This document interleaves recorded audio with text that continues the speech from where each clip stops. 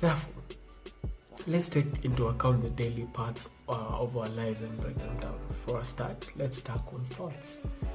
Each of us has our own unique way of thinking, especially with regard to situations and in extent how these situations affect how we feel. Generally, people usually think or often think about the situations and they think about themselves in a negative side, which brings in itself a negative, which means that your thoughts are negatively distorted. The line of thoughts only exaggerates a situation and therefore it actually ignores any positive event in the process. So you're majorly negative instead of, even though it's like a negative feeling, there are also positive events happening around. To add on this, the very aspect of emotions,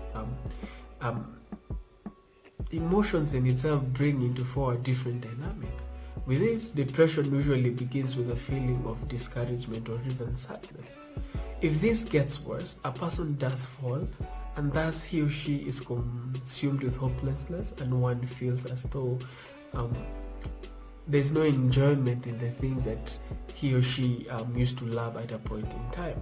If this circumstance gets worse, an individual may feel as though they are numb and not feeling this and no feeling at all, and this therefore becomes a very difficult position to be in.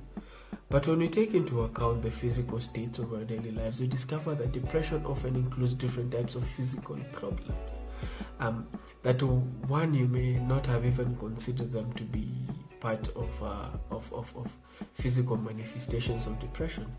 Among these physical problems may include difficulty in sleeping, loss of appetite or energy, or even difficulty in concentrating, which leads us to the fourth aspect of our lives, and that is action. While we are on the subject of action, depression eventually will alter a person's action, and this can be manifested as 1. Withdrawing from family and friends, 2. Not taking care of yourself, and 3. Not engaging in enjoyable exercises.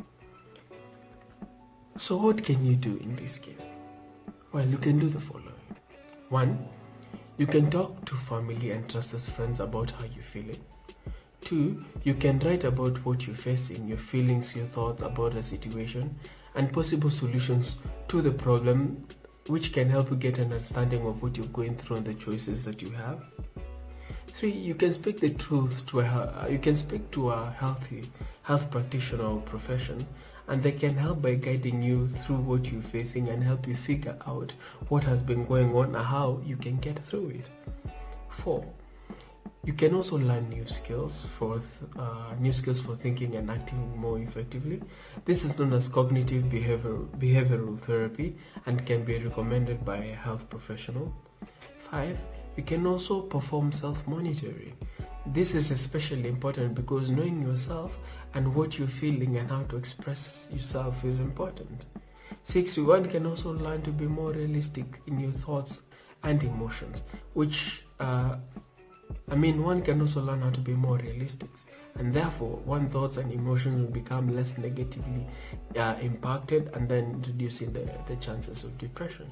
7. One can learn how to become more active in order to keep on refreshing one's mood, and thus making it easy to manage depression.